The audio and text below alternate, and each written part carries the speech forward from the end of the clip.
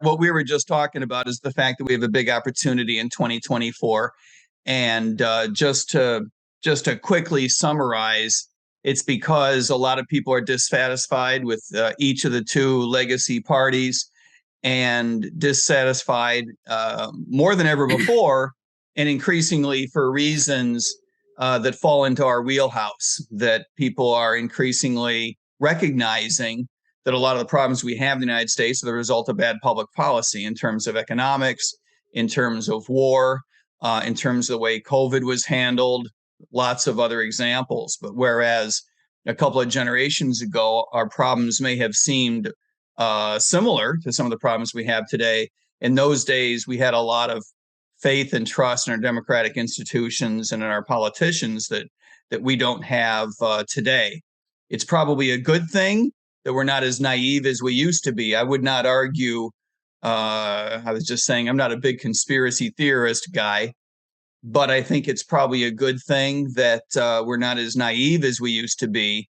I don't think it's necessarily uniformly in every case a good thing that we've lost faith in all of our democratic institutions.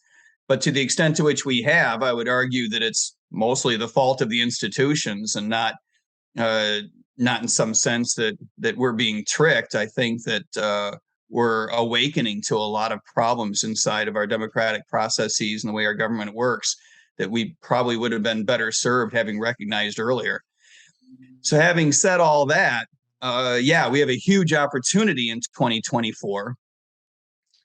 But I do fear that our party is set up to, once again, not necessarily at least, take advantage of that opportunity. We have proved in the past that we can fail to take advantage of opportunity. And just because this opportunity is bigger and better than it was in the past, we are a party that is prone to continue making the same mistakes that we have in the past in one form or another.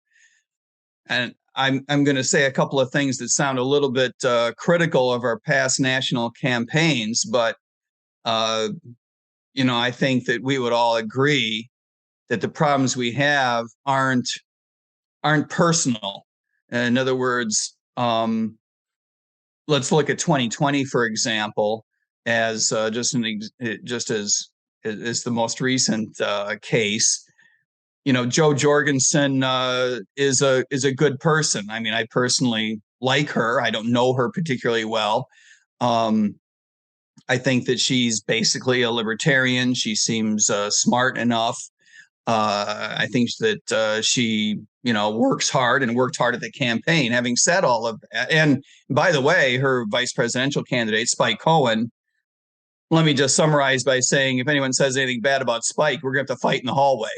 I think Spike is the real deal. I really like Spike a lot. So none of what I'm going to say is meant to be in any sense personal, right? But having said that, if you are riding from town to town on a bus, you're not actually running for president. You might be doing something really cool and really good, maybe terrific in some sense and for some purposes, but in not a modern sense are you actually running for president of the United States. Running for president of the United States requires spending every dollar as soon as you get it on national advertising. That largely means television. These days, there are opportunities online that go beyond TV, but the American public expects certain things from a presidential campaign in order to accept that campaign as being credible. One of them is to get on TV. In other words, the object of the game is not to say, well, I've got $3 million and I've got 6 weeks, so I'm going to spend $500,000 a week. That's not how this is done. If you've got $300,000 in the bank, you've done something wrong. You need to spend that money by 5 o'clock in the afternoon. The object of the game is to be bold and loud and to flame out fast if that's the way it goes. But money has to be spent in order to build a brand, build awareness, and to make more money. Now, the fact that we didn't do that is problematic, not just for the Jorgensen campaign, but it means that our national campaign failed to contribute to the development of the Libertarian Party brand for the sake of our local candidates.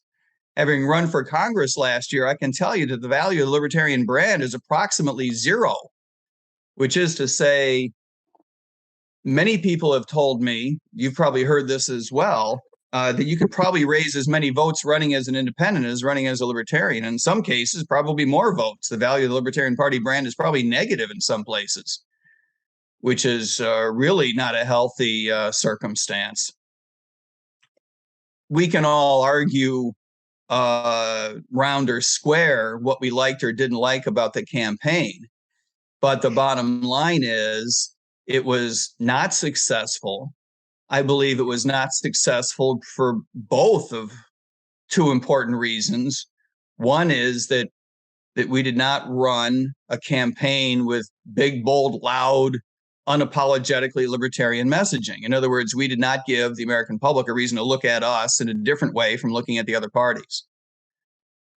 The other is that we did not run the campaign in a professional manner. I spoke about the advertising, but that's not the only issue. As much as I might like Joe on a personal level, I don't think there are too many people in the American electorate who are going to look at a professor of industrial psychology with absolutely no background in public policy and say that's a person who I could credibly imagine going all the way and becoming president of the United States. And whether it's a good thing or a bad thing, it is a true thing that a lot of people in the United States consider the competition for the White House to be a competition among individuals. In other words, if they look at a person and say, I don't really think you have the background to be a credible contender in this competition, doesn't really matter how great your philosophy is, right? They're just not going to give you the time of day. And I believe that this is why in 2016, we got a lot more votes in the Gary Johnson campaign, because a lot of people looked at Gary and said, well, former governor, the media seems to give this guy a little bit of attention because they thought, based on resume, if nothing else, he walks the walk, he talks the talk. They were willing to give him a little bit more time a day. And therefore, he was able to get a little bit more traction. Having said all that, and that makes some sense, but Gary almost, and again, I don't mean this to sound personal. He seems like a nice fella. I don't know him at all. He seems like a nice guy. He seems smart enough. People say he was a successful governor, whatever that might mean. But having said that, if your campaign message is I'm fiscally conservative like a Republican and socially liberal like a Democrat, you actually don't have a message. You've told us that you're perfectly comfortable defining yourself in terms of the other parties. You're not different from the other parties. You're just an amalgam in some sense. You haven't given us or the media a reason to look at you any differently, like it's, some really true, clear alternative. Indeed, I might argue that, if to the extent to which some people are not happy with that part of the Republican Party or not happy with that part of the Democratic Party, this gives everyone a chance to hate him. This is not how we want to be defining our campaign, and certainly made no contribution to the development of the party brand. You'll remember when he infamously forgot the name of a town in Syria, right? Mm-hmm. His campaign relatively quickly tanked after that. Contrast that with what Donald Trump famously said about himself a few years ago. I won't get the quote perfectly correct, but paraphrasing, it was something along the lines of, I could probably shoot someone on Fifth Avenue without losing a great deal of support. Now, I don't know to the extent to which Trump is right about that. But I'm going to say forgetting the name of a town in Syria is not as bad as shooting someone on Fifth Avenue. Yeah. And I believe that while we all lament the fact that Gary forgot what Aleppo was, the truth of the matter is that he had not and was not giving people a reason to rally around him. There wasn't a great deal of real earnest support. And so what support he did have pretty quickly and easily crept off to the Republican Party and the Democratic Party when people realized he wasn't quite as credible a candidate as what we had believed earlier. So what I'm getting at is that a successful campaign has to do a couple of different things.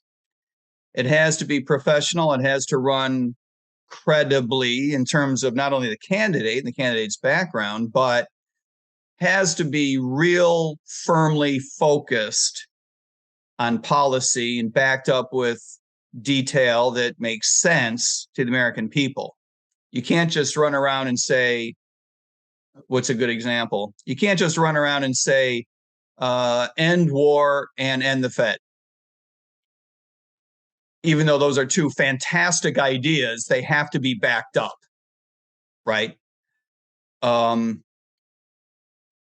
the other thing that has to be done is that you do have to say these things loudly and firmly and not just credibly, but unapologetically. In other words, we need to cleave hard edges against the Republican Party. And similarly, we need to cleave hard edges against the Democratic Party. One of the problems I have with Gary Johnson's messaging was not just that it wasn't very bold and interesting and, didn't give people a reason to rally around his campaign. Arguably, it wasn't even true. Republicans aren't fiscally conservative. And when it comes to fiscal policy, we're not actually very much like Republicans. Nor are we like Democrats when it comes to being socially liberal. We're classically liberal and socially tolerant, but we don't go around canceling each other. We have a lot of infighting, right? But that's not really the same thing as suggesting that it's a good idea for the government to pressure social media companies, for example, into compromising people's First Amendment rights. We can all argue round or square whether, yes, the First Amendment doesn't directly apply to social media companies when they control what's going on. But when they're doing the bidding of the federal government, that's where I got a problem with it. And we can all argue about Section 230 of the Decency Act some other time. It is up to us to talk about libertarianism.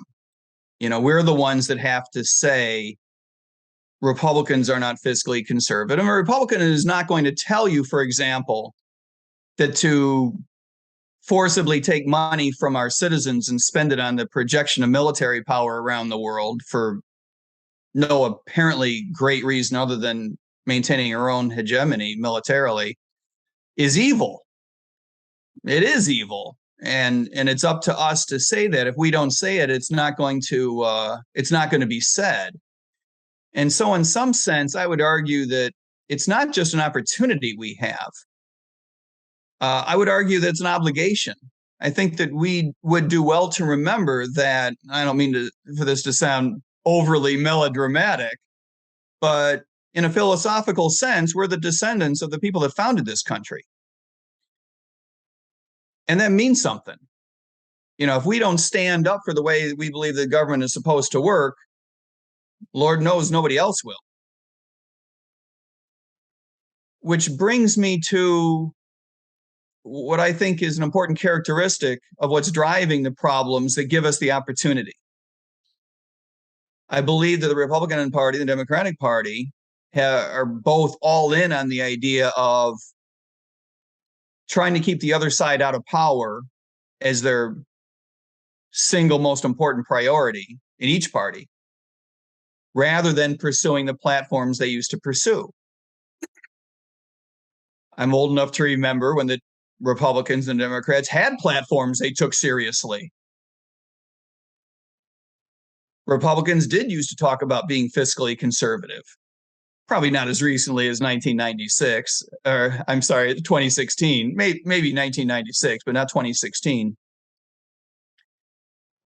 And when a politician is willing to do the things the Republican Party and the Democratic Party have been willing to do lately in order to stay in power, and tell you that the reason they should be supported in these efforts to stay in power is because what you really have to fear is the other side coming to power. That's where authoritarianism comes from. That's where authoritarianism grows in a democracy. It comes from making you fear the other party coming to power more than you fear the loss of your own civil rights, more than you would fear the connection to our Constitution. And both parties do things that you have to kind of admit reveal that we're living in a post-constitutional America. Donald Trump may have been best at, or at least loudest at, claiming that he was cheated out of an election. But he didn't invent that concept. You know, Hillary talked about it 4 years earlier that that Trump was not the legitimate president, and there are plenty of examples before that. Both parties openly now talk about manipulating the Senate, manipulating the Supreme Court. Neither side really cares for the Supreme Court to work the way that the founders had intended. These things are sort of more out in the open than ever before. It's much more acceptable to talk about doing whatever it takes to keep the other side out of power. And I believe this is where authoritarianism comes from and increases not only our opportunity, but absolutely increases our obligation to do something about it. So having said all of that, what we are putting forward as our platform is something that we call the Gold New Deal, which is at goldnewdeal.org. I know that we're all going to go to goldnewdeal.com by mistake, but trust me, they're going to try to sell you some metal products, which is not a bad idea, but that's for another day. We're at goldnewdeal.org. It's a 12-point platform. A lot of it is bread and butter that you'll recognize from other libertarian discussions. I believe it is more straightforward. It is more bold than the way that it's usually presented. It's fairly aggressive stuff. Right now, the flagship that we're pushing the hardest is a constitutional amendment to give states an option to change the way they relate to the federal government. It's very much a 10th Amendment related concept, but the idea is to give states an option to opt out of federal supremacy going forward, and at the same time have the option to vote their way out of conflicts between state law and federal law retrospectively. So they can resolve those conflicts unilaterally if they would take this option. It's a little bit more aggressive than how we think of the 10th Amendment traditionally, but you have to admit that the way things have gone do not support the idea that the 10th Amendment has been sufficient or has worked the way that the founders intended. So we believe that giving states an opportunity to opt out of federal supremacy and have an opportunity to sort of forge their own course, politically speaking, policy-wise, is a good idea. Not every state would take us up on it, but I do believe that it's a good idea to push for states to have a little bit more authority, take a little bit more authority away from the federal government, decentralize real hard. I do believe that a lot of the problems we have politically are because there is so much power concentrated in the federal government. So that's some of the motivation behind that. But the basic underlying theme behind the Gold New Deal is to fundamentally, profoundly change the relationship between us and our government as individuals, as well as between the states and the federal government. And you'll see every one of the planks is oriented in this regard, whether it's police reform, tax reform. We believe that states ought to be the ones that are taxed, not individuals, by the federal government. anyone who's ever been audited by the IRS, like I have, knows that it is not a fair fight between you and the IRS. They have tools at their disposal that can make you very uncomfortable. Notwithstanding their relative paucity of IQ points, they are a powerful organization. And I think that it makes a lot more sense for the federal government to be required to go to your state to raise revenue, because your state has the opportunity to stand up to the federal government, whereas individuals, we really don't. That's just one example. But all of the Golden New Deal is thematically developed around the idea of changing that relationship between us and the government that we are willing to tolerate. So having said all that, pushing the party in the direction of being able to take advantage of this opportunity to not do some of the things that we have done in the past that have caused us to miss our opportunity. That's why I'm in the race. I think that one of the things I fear is that as a party, we have a tendency to step on our own message, I guess is how I would say it. If you go back a generation, the Libertarian Party had a tendency to allow itself to be defined in terms of being pro-marijuana rather than anti-prohibition, if I can draw a distinction between those two things. It's very important that we be seen as against the war on drugs, to end the prohibition, particularly on marijuana. I would argue all drugs, but certainly the first step is to complete the decriminalization of marijuana use and possession and transactions altogether. And I think that we really did ourselves a disservice when we allowed ourselves to be pigeonholed as pro-weed, because it looked like, instead of being a party that just should have been known for standing up for your civil rights, it looked like we just wanted cheap weed. Yeah. And I appreciate wanting cheap weed. I don't mean that that's necessarily a bad thing, but when it looks like you're self-motivated, it really undermines your message. And I think we have a tendency to do some of those things today in different areas. Just as an example, it's very important, in my view, that we stand against vaccine mandates for any type of transaction, any kind of violation of our bodily autonomy. But the most recent and loudest example are vaccine mandates, right? It's very important that we stand against those. In doing so, we need to position ourselves as standing up for our civil rights, for your civil rights.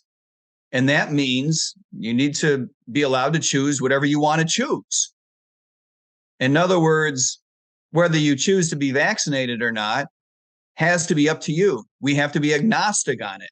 We cannot accidentally position ourselves as anti-vax. It's okay to be anti-vax. Some of us may be, maybe you are, maybe I am. But that's got to be a personal decision for particular reasons. And maybe I got vaccinated 4 times. But I tell anyone who asks, I make decisions, medical decisions, the way I think most American married men do. I mean, my wife tells me what to do. And I got to tell you, to be honest, I resent this notion that the federal government is as smart as Nancy is. They're not. And, if I want to get vaccinated 17 times or I want to get vaccinated 0 times, I just can't get my brain around the idea that that's something the federal government or any other government ought to be involved with. I don't have a problem with distributing information. And yeah, we can talk at some length about the fact that the federal government screwed that up. But at the very least, as a government, we have to avoid mandating things, even if we think it's a good idea And we as a party need to stand up for our rights not to be vaccinated, even if the vaccine is the greatest thing since sliced bread. Even if the vaccine had been tested for years and we had all kinds of data and 100% you're not going to get the disease if you get vaccinated, and if you don't get vaccinated you're going to drop dead, it still has to be your personal choice. And that's just one example. Another example, and I'll shut up in a moment and see what you guys want to talk about, but another example is, we spend a lot of energy talking about the First Amendment, which I believe we should, right? We should talk about the First Amendment. We should be standing up for your right to say what you want to say, to associate with whom you want to associate, to make mistakes and do dumb things in that area. You want to shoot your mouth off and say something moronic? I reserve your right to do it. And Lord knows I've said enough dumb things in my past that I appreciate you standing up for my right to do the same thing. But when we look like a bunch of people who want to protect that right because we're so often in the business of being the ones to say the dumb things, it really undermines our credibility in this area. We cannot allow ourselves to look like we're standing up for, your right to be the popular one is, stand up for your right to be a racist and a bigot, because we're racists and bigots. It's the same thing as saying we reserve your right to not get vaccinated because we don't believe in vaccines, or we reserve your right to buy weed because we love pot. It just undermines our message over and over again. It should be no one's business whether we like weed, whether we like bigotry.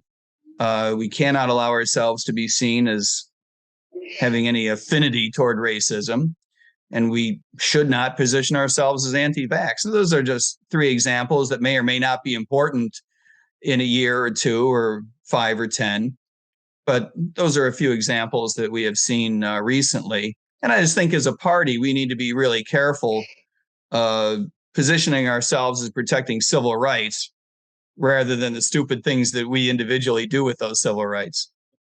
It was very well spoken, and so it sounds good. I like your attitude and approach to it, and your enthusiasm for it, and hopefully you'll go far.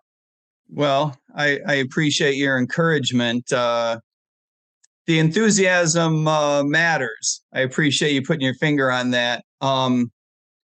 You guys are younger than I am, but I bet you're old enough to know that hard work beats trying to be smart 7 out of 7 days in a week. And I do not plan on allowing myself to get outworked. I'm coming out to the reason that we touched base, Charles, was because I'm coming out to California. Going to visit, I guess it's 8 counties in 6 days. Mm-hmm. I'm excited about that. And I'm sorry that we weren't able to line up something for you to visit you guys in person, but I think this is a terrific opportunity. So I appreciate that. Yeah. I'm a big believer in the Libertarian Party. I think that we've got a lot of oomph that we can turn into something good in the future.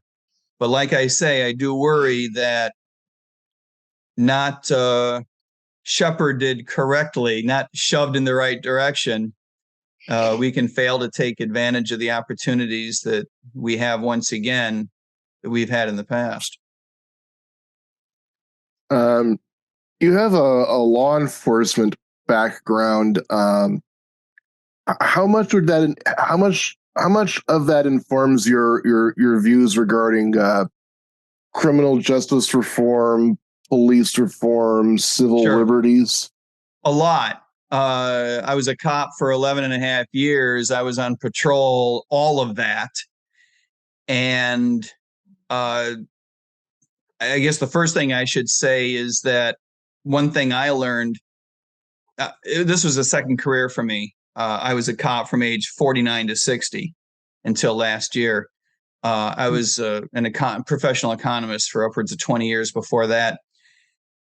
The first thing I should say about being a cop is that if you weren't an economist before becoming a cop will turn you into an economist, because you see the result of bad public policy up close and personal. And one of the things that I did not necessarily anticipate a lot about being a cop, I didn't correctly anticipate. But one of the things I didn't completely anticipate is that you really do care. You fall in love with your community in some sense.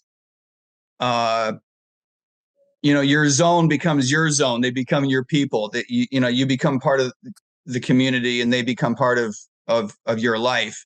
And when you care, I'm not necessarily arguing that's a good thing or a healthy thing. It's just an is thing. Like, you just find yourself caring. You wish things were different, and it forces you to wonder why things are the way they are. And you see the results of public policy play out in ways that, as an economist, you were only taught, you were only theorized, you only saw in paper and in data. But when you see people's lives actually compromised, and in many cases ruined, whole communities, when you see how bad our public schools are. I was a substitute teacher part-time for a couple of years before becoming a cop. Well, I was teaching economics at a couple of local universities, and on the side, I was working as a substitute teacher in the local public schools in Broward County. You see how bad our public schools are, and it's full of people who don't have any other option. It's real clear that it's because schools have a monopoly, that they just don't have any incentive to improve. And when you get to know these communities, and you're able to follow people's lives from bad school to not having great economic opportunities, the war on drugs creating street crime virtually definitionally is the result of the war on drugs, right? The result of prohibition. You see people opting into what appears to be the only good way to make a dollar in a hurry. We can argue it's a bad idea, but you cannot argue that it wouldn't cross your mind if you were in the same situation. Then you see our criminal justice system at work, which is extremely heavy-handed in terms of policing, in terms of the laws that are policed and enforced, as well as the element of our system that sentences and jails people. Each one of those sectors of the criminal justice system is extremely heavy-handed. We destroy people's lives. And then to top it off, or to make sure that it remains horrible, we've got really dumb zoning ordinances in the United States. And that's not to say, again, I'm not a big conspiracy theorist. I'm not suggesting that people have developed our zoning ordinances because they hate poor people. They just hate living with them. And as a result, we live in a highly segregated society, segregated every way it can be segregated, right? Racially, income, wealth, education, and most importantly, in terms of crime and bad public schools. It's no coincidence that public schools are driven by geography, and geography is the biggest way in which we're segregated, and that's driven by bad housing zoning ordinances. And so you've got this situation where in the United States, and I apologize, probably a little bit more than you were asking about, but when you look at mobility data in the United States, you see, quite a bit of what might be characterized as churn, right? Poor people in a generation become middle class people become wealthy people become middle class drop down. You see that churn in virtually every decile in fairly robust fashion compared to other countries, except at the bottom. We have a lot of locked in intergenerational poverty in the United States. And that is the direct result of bad public policy. The war on drugs, the war on poverty that stinks, perhaps well-intentioned. Certainly in the 60s, I was only a kid in the 60s, but certainly in the 70s, everybody rooted for the war on poverty. We all hope that throwing money at problems would fix them, right? I mean, even if you philosophically didn't agree, certainly every American was at least hopeful that the war on poverty would work. And as an empirical matter, ethics aside, as an empirical matter, you cannot argue that the way that we approach poverty in this country is worth a darn. I mean, we really don't do a very good job of it. We have much more locked in underclass than other countries do, despite the fact that we outpace everybody in terms of overall average income. So it's really a shame.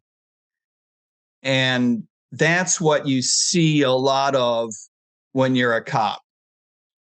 Being a cop means going through the nuts and bolts of the criminal justice system, whether it's arresting someone or doing CPR. But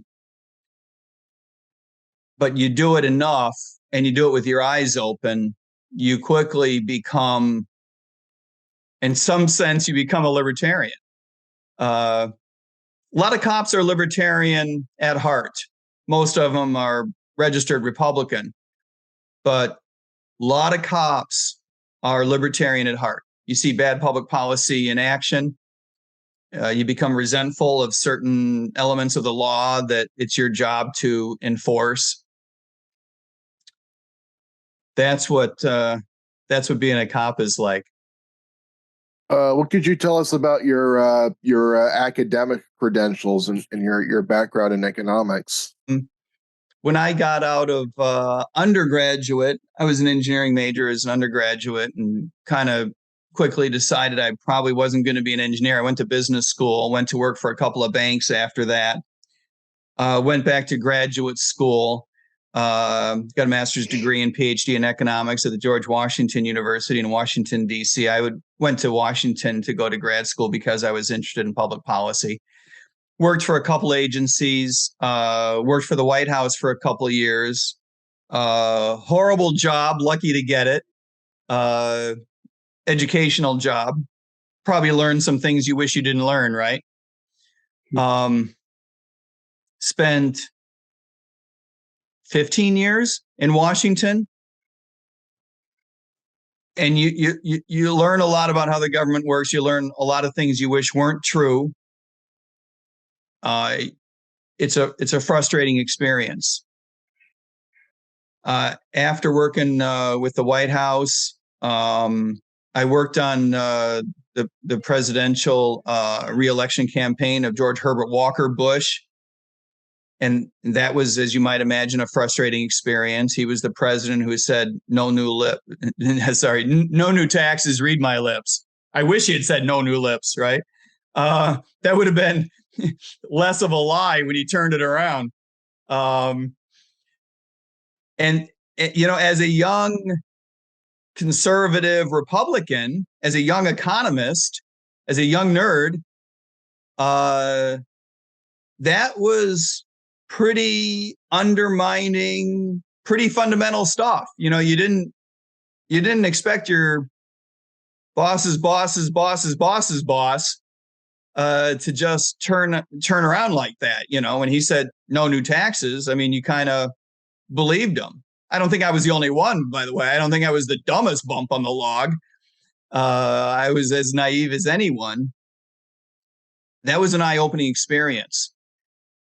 I went to work as sort of a free market advocate in the banking industry for a bunch of years after that, and then a buddy of mine and I had our own business in the business of educating bankers. Before I went to work just for a couple of years teaching economics at a couple of universities before becoming a cop. You do learn a lot of weird things along the way. I learned a lot about the government. I learned a lot about the Fed, which is one of the reasons why I feel so strongly about ending the Fed, for example. I think my viewpoint on that is a little bit different than a lot of other people's. For me, it's not a conspiracy theory game. It's just a recognition that best efforts notwithstanding, it's not doing what we all wish it could do. I had the opportunity to meet with the Federal Reserve Board in their boardroom. It's a fairly intimidating experience for an economist. I was not invited to do much talking, right? I was there as sort of a conduit of information. But imagine if you're a fully academically trained economist, and on some level you're already fairly skeptical about the Fed, and you still feel the efforts made to create an intimidating environment and experience when you're in the boardroom. Imagine the rest of America, to whom the process is relatively opaque. So I get that it's difficult for us to wrap our heads around the idea of how to go about replacing the Fed.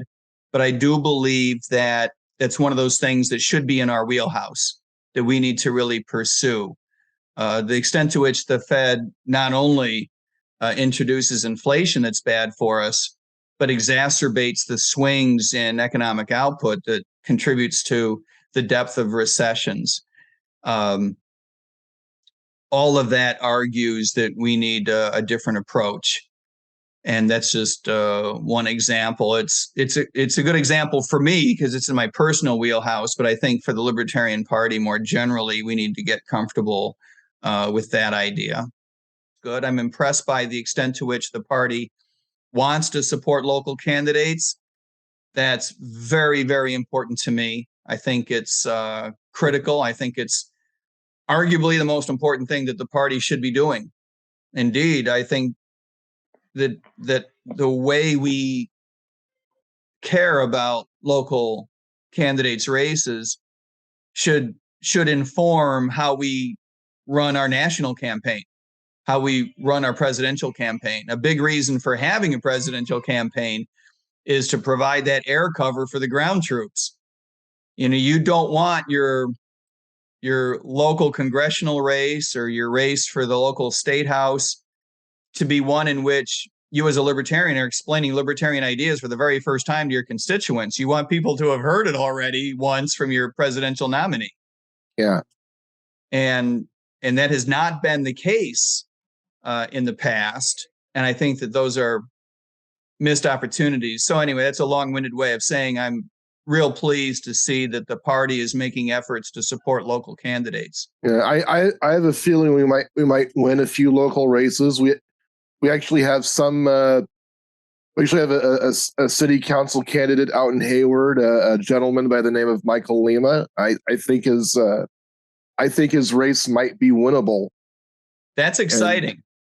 And Shane Hazel is doing some great stuff out in Georgia, putting the message out there. So and that's a great example where Shane not only did himself a service and Georgians, but people all over the place, right?